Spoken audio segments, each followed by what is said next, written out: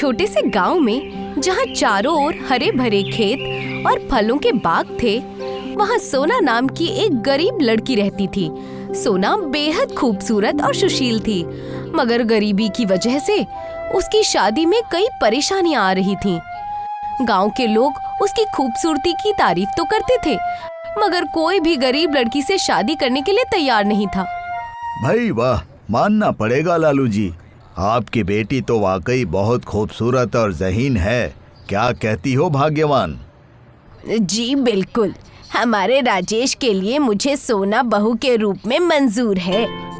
क्या सच में? वाह, मेरा तो नसीब खुल गया। भगवान तेरा लाख लाख शुक्र है। बिल्कुल लालू, अब जब सब तय हो ही गया है तो थोड़ा लेन देन की भी बात कर लें।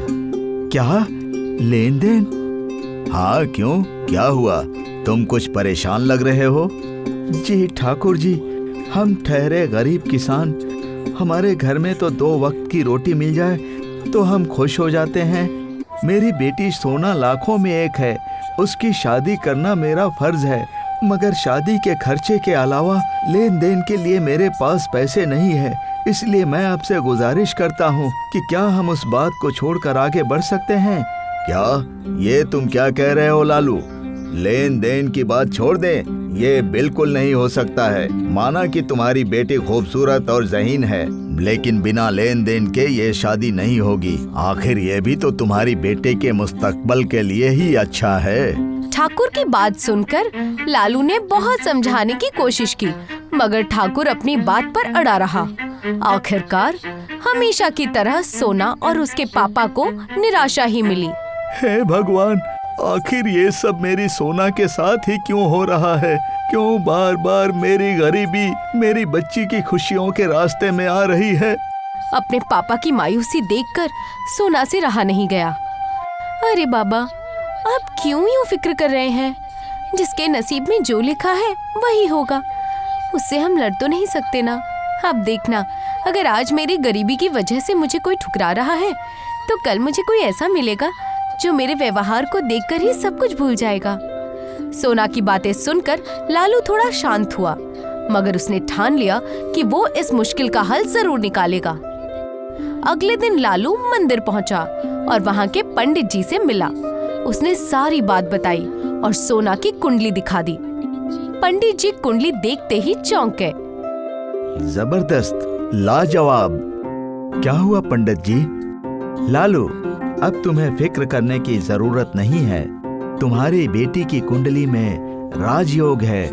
आने वाले कुछ दिनों में उसकी शादी हो जाएगी, वो भी ऐसे इंसान से जिसके लिए तुम सोच भी नहीं सकते। क्या सच में? हाँ, मगर इसके लिए सोना को एक व्रत रखना होगा।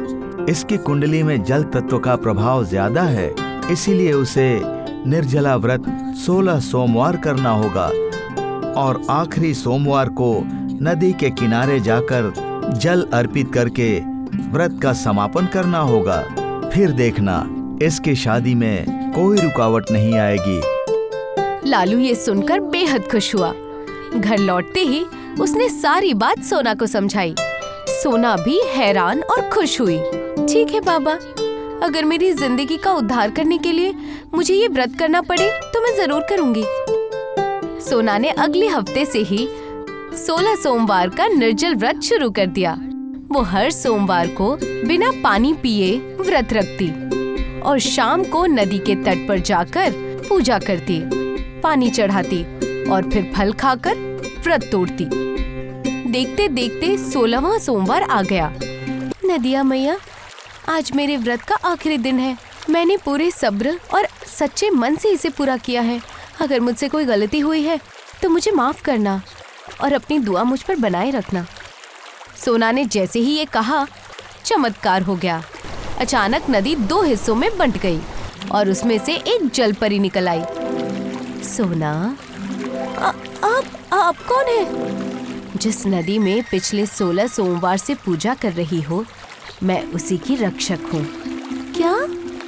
हाँ, और मुझे ये कहते हुए बेहद खुशी हो रही है कि नदिया मैया तुम्हारी पूजा और श्रद्धा से खुश हुई हैं। उन्होंने तुम्हें इस नदी के राजकुमार से शादी का वरदान मिला है। अगर तुम तैयार हो तो अगली पूर्णिमा के दिन तुम्हारी शादी राजकुमार से होगी। सच में? हाँ, लेकिन इसके लिए कुछ शर्तें हैं। पहली, शादी के दिन तक तुम्हें राजकुमार का चेहरा नहीं दिखाया जाएगा। दूसरी, शादी धरती पर नहीं बल्कि नदी के अंदर होगी। सोना ये सुनकर हैरान रह गई, मगर नदिया मैया के वरदान पर उसका यकीन अटूट था। इसीलिए उसने जलपरी की सारी शर्तें मान ली और घर लौट आई।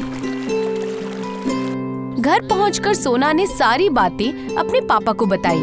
पहले तो लालू हैरान हुआ, मगर फिर बोला, सोना बेटी, ये बात थोड़ी अजीब जरूर है, मगर मुझे नदिया मैया पर पूरा यकीन है, वो जरूर तुम्हारा भला करेंगी। धीरे धीरे गांव में सोना की शादी की चर्चा फैल गई।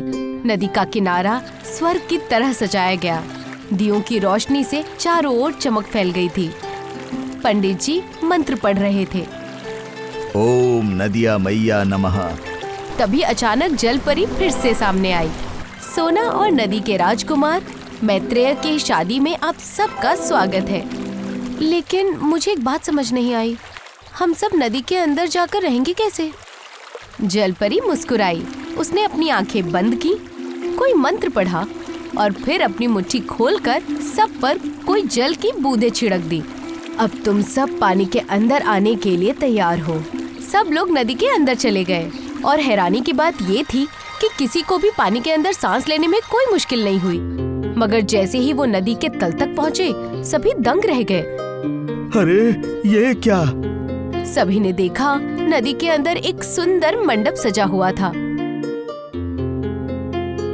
मगर सोना से शादी करने के लिए वहाँ राजकुमार के रूप में एक बड़ी सी मछली हाथ में वरमाला लिए खड़ी थी। आओ सोना, ये है नदी के राजकुमार मैत्रेय, इन्हीं से तुम्हारी शादी होनी है। जलपरी की बात सुनकर सभी लोग हैरान और नाराज रह गए, मगर सोना के चेहरे पर एक भी शिकन नहीं थी। वो शांत मन से मुस्कुराते हुए मंडप में जाकर बैठ गई। पंडित जी ने मंत्र उच्चारण शुरू किया। सोना ने साफ मन से उन पवित्र मंत्रों को सुना और उसने जैसे ही उस मछली के साथ फेरे लेकर उसे वरमाला पहनाई, अचानक चमत्कार हो गया। कुछ ही वक्त में वो मछली रूपी दूल्हा एक खूबसूरत और अच्छे राजकुमार में तब्दील हो गया। सभी लोग हैरान रह गए। अरे ये क्या? ये तो इंसान है। आपका ये रूप अचानक बदल कैसे गया? क्योंकि मैं हकीकत में एक इंसान ही हूँ सोना। जो रूप तुमने पहले देखा वो सिर्फ तुम्हारे इम्तिहान के लिए था। मैं देखना चाहता था कि मेरे राज्य की होने वाली रानी सच्चे मन से शादी करना चाहती है या सिर्फ बाहरी रूप देखकर। सभी लोग हैरान थे। तभी नदी के अंदर एक अद्भुत प्रकाश फैला और देखते ही देखते वहाँ एक बहुत बड़ा सा राजमहल प्रकट हो गया। क्या ये तो पूरी रियासत है। ये सब मेरे साथ कैसे हो रहा है? क्योंकि तुम इसके लायक हो सोना। मैंने आज तक ना जाने कितनी ही लड़कियों के रिश्ते को ठुकरा दिया, क्योंकि वो मुझसे नहीं मेरी दौलत से मोहब्बत करती थी। लेकिन जब मेरी माँ ने मुझे तुम्हारे बारे में बताया तो मैंने तुरंत इस रिश्ते के लिए हाँ कह दी। तुम्हारी ईमानदारी, वफादारी और ज़हीनियत ही तुम्हारी सबसे बड़ी ताकत है। राजकुमार मैत्रेय की बात सुनकर सबके चेहरे खुशी से झूम उठे। जिस सोना को उसकी गरीबी की वजह से लोग ठुकराते थे, आज वही एक बड़े से राज्य की रानी बन गई थी। उसकी आंखों में आंसू थे, मगर इस बार दुख के नहीं बल्कि संतोष और खुशी के। धन्य है नदिया मैया, जिन्होंने मेरी श्रद्धा को फल दिया। अब मैं मेरे बाबा की मेहनत का मान रख सकूंगी। और इस तरह जो कहानी दुख और अभाव से शुरू हुई थी, वो मोहब्बत, यकीन और चमत्कार के साथ एक सुखी अंत तक पहुंच गई।